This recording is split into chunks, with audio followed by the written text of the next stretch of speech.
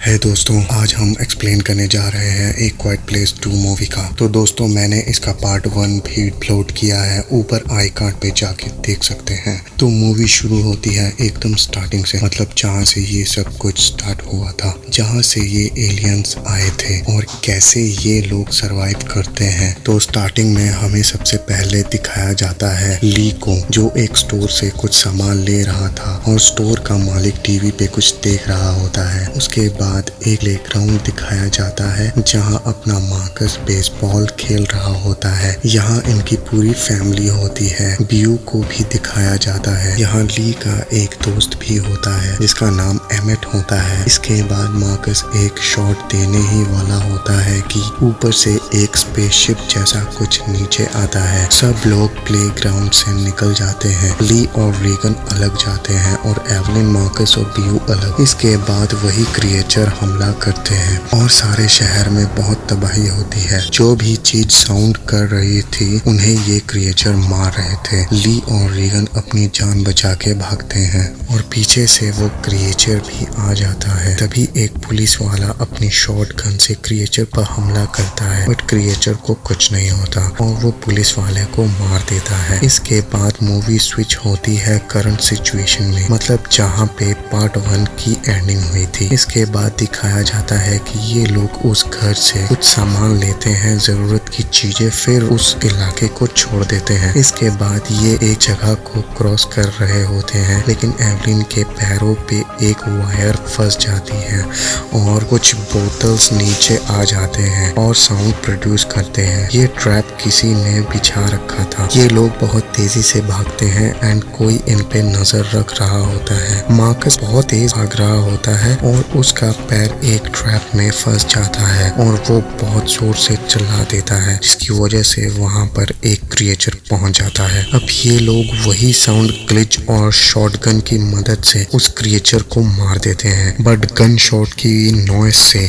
वहां एक दूसरा क्रिएचर भी आ जाता है। अब ये लोग एक खंडर की तरफ भागते हैं और इन्हें एक इंसान पकड़ लेता है। ये वही इंसान होता है जो इन पे नजर रख रहा था। ये इंसान इन्हें चुप रहने के लिए बोलता है और वहां से भागने के लिए बोलता है। वो क्रिएचर इनका पीछा कर रहा होता है और फिर ये लोग एक चेंबर जैसे रूम में घुस जाते हैं। इस चेंबर के बीच एवलिन उसे थैंक यू बोलती है और पूछती है तुम कौन हो, लेकिन वो इंसान उनसे वहां से चले जाने के लिए बोलता है। उस इंसान की वॉइस से एवलिन समझ जाती है कि ये ली का वही फ्रेंड है जिसको मूवी के स्टार्टिंग में उस प्लेग्राउंड में दिखाया था, जिसका नाम एमेट है। उसके बाद एवलिन पूछती है उसके बच्चों और वाइफ के बारे में। तो एमेट की वाइफ 11 हफ्ते पहले ही मर गई है और बच्चे उसी हादसे में मारे गए हैं। उधर रीगन मार्कस का पेन कम करने के लिए उसे रेडियो पे कुछ सुनाने लग जाती है और एकदम से एक सॉन्ग प्ले होता है जो कि एक दूर वैली से ब्रॉडकास्ट हो रहा होता है, लेकिन एमेट बोलता है वहाँ कोई नहीं है। इसके बाद रीगन मार्कस को एक मैप दिखाती है और इशारों में बोलती है कि ये एक आइलैंड है और हमें यहाँ जाना ही होगा। मार्कस बोलता है ये बहुत खतरनाक है, लेकिन रीगन बोलती है वहाँ ब्रॉडकास्ट हो रहा है, इसका मतलब वहाँ क्रिएचर्स नहीं है और वो साउंड ग्लिच करने की भी बात करती है, जिससे वो सबको बताना चाहती है। अगली सुबह रीगन एक नोट छोड़ के चली जाती है। एवलिन एमेट से रिक्वेस्ट करती है कि वो जाए और रीगन को वापस लेके आए। इसके बाद रीगन काफी दूर आ जाती है और एक रेलवे ट्रैक पे चलती है। सामने एक ट्रेन खड़ा होता है, वो अंदर घुस जाती है। अंदर बहुत लोग मरे होते हैं और फिर एक खतरनाक सीन दिखाया जाता है जहाँ क्रिएचर ने किस तरह पूरे ट्रेन का क्या हाल कर दिया था। फिर रीगन एक डोर ओपन करती है फर्स्ट एड किट लेने के लिए, बट जैसे ही वो फर्स्ट एड किट को लेती है और एक स्केलेटन उसके हाथों में गिरता है, जिससे थोड़ा नॉइस क्रिएट होता है और वहाँ एक क्रिएचर पहुंच जाता है। रीगन जल्दी से वो साउंड ग्लिच को ऑन करती है, लेकिन वो क्रिएचर फिर भी उसकी तरफ बढ़ रहा था। इसके बाद वो गन से उसे शूट करती है, लेकिन वो थोड़ा सा मिस हो जाता है। वो दूसरा राउंड रेडी कर रही होती है, लेकिन शॉटगन जाम हो जाता है। अब वो क्रिएचर एकदम नजदीक आ जाता है, लेकिन पीछे से एमेट उस क्रिएचर को शूट कर देता है और वहां से दोनों भाग जाते हैं और उनका पीछा एक क्रिएचर कर रहा होता है, लेकिन ये लोग एक शॉप पे छुप जाते हैं और एमेट रीगन से बोलता है कि मैं तुम्हें ले जाने आया हूँ, लेकिन रीगन उससे उसकी हेल्प करने के लिए बोलती है। फिर अगले सीन में एवलिन और उस न्यूबॉर्न बेबी को दिखाया जाता है और ये भी कि ऑक्सीजन गैस का सिलेंडर खत्म होने वाला है। फिर सीन स्विच होता है रीगन की तरफ, जहाँ उसे अपना हियरिंग एम्पलीफायर नहीं मिलता। उसे लगता है कि एमेट सब कुछ लेके भाग गया, बट थोड़ी देर बाद एमेट आ जाता है और बोलता है मुझे एक बोट मिली है। इधर एवलिन को ऑक्सीजन सिलेंडर लेने जाना पड़ेगा न्यूबॉर्न बेबी के लिए। मार्कस बोलता है मैं भी साथ में जाऊंगा, बट एवलिन मना कर देती है। एवलिन भी निकल जाती है। उधर रीगन और एमेट एक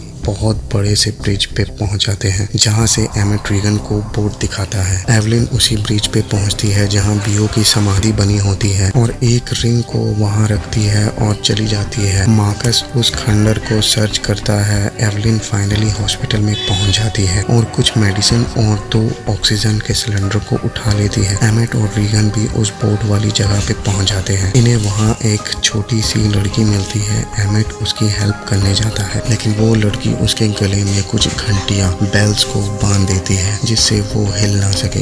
ये लोग एक पूरे ट्रैप में फंस जाते हैं। उधर मार्कस को ढूंढते ढूंढते एमेट की मरी हुई वाइफ मिलती है, जिसकी बॉडी एकदम सड़ चुकी होती है। ये देख के मार्कस डर जाता है और गिर जाता है, जिससे बहुत नॉइस होता है। फिर अगले सीन में दिखाया जाता है कि रीगन और एमेट को कुछ लोग घेर लेते हैं, जिसमें से एक आदमी रीगन को हियरिंग एम्पलीफायर दिखाने के लिए बोलता है। मार्कस उस न्यूबॉर्न बेबी को उठा के उसी चेंबर में घुस जाता है और अंदर जाते जाते मार्कस उस रेडियो को साथ में ले जाता है, लेकिन इस बार वो चेंबर लॉक हो जाता है, जिससे अंदर सांस लेना मुश्किल हो जाता है। वहाँ एक क्रीचर भी आ जाता है। एवलिन भी पहुंच चुकी होती है और जल्दी से भागती है। एवलिन आके देखती है एक क्रीचर उस चेंबर रूम में घुस गया है। उधर रीगन और एमेट का सारा सामान जब्त कर लिया जाता है। इधर मार्कस को सांस लेने में बहुत प्रॉब्लम होती है। अब मजबूरन उसे अपनी छोटी बहन का ऑक्सीजन मास्क लेना पड़ता है। एवलिन एक सिलेंडर को दूर रखती है और हवा में शूट करती है, जिससे वो क्रिएचर बाहर आ जाता है और उसी सिलेंडर के पास खड़ा होता है। सीन स्विच होता है रीगन और एमेट की तरफ, जहां वो लोग रीगन को ले जा रहे होते हैं। फाइनली एवलिन सिलेंडर को शूट करती है।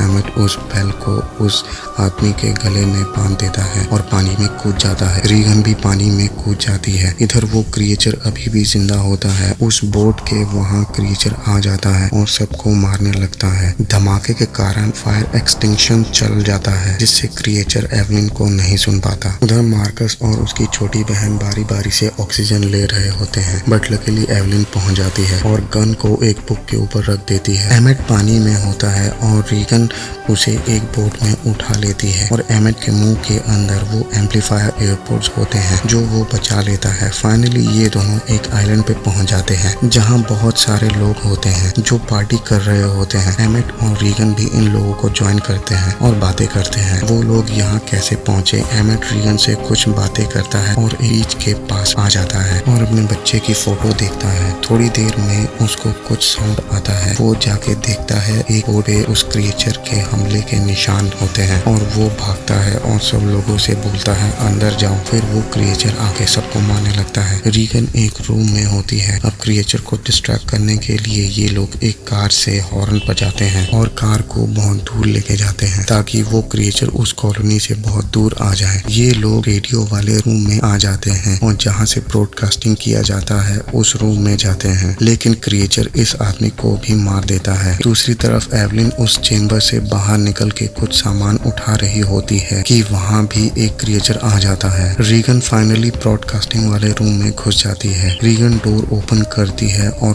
बहुत नॉइस होता है, जिससे क्रिएचर हमला कर देता है, लेकिन एमेट सामने आ जाता है और उसका पैर घायल हो जाता है। रीगन अपना एम्पलीफायर ऑन कर देती है, जिससे साउंड ग्लिच होता है और क्रिएचर का दिमाग डिस्टर्ब होने लगता है। उधर चेंबर में क्रिएचर घुसने की कोशिश करता है। रीगन ब्रॉडकास्टिंग ऑन एयर कर देती है, जिससे ये ग्लिचिंग अब हर जगह ब्रॉडकास्ट होने लगता है। चेंबर में घुस रहा क्रिएचर एवलिन के पैरों पे हमला कर देता है। अब ग्लिच इधर मार्कस के रेडियो पे भी होने लगा। मार्कस को समझ में आ जाता है कि रीगन ने कर दिखाया। मार्कस भी अपने रेडियो को स्पीकर पे डालता है और क्रिएचर की तरफ बढ़ता है। रीगन भी क्रिएचर की तरफ बढ़ती है और एक लोहे का रॉड लेती है और मार्कस उस बुक के ऊपर रखे गन को उठाता है। फिर फाइनली दोनों क्रिएचर को मार देते हैं। फाइनली सब लोग राहत की सांस लेते हैं और मूवी का द एंड हो जाता है। तो दोस्तों कैसी लगी आपको ये मूवी कमेंट में जरूर बताएं और मुझे लगता है शायद इस मूवी का थर्ड पार्ट भी आ सकता है। वेल मुझे तो इंतजार रहेगा। तब तक के लिए गुड बाय एंड जिंदगी के मजे लें।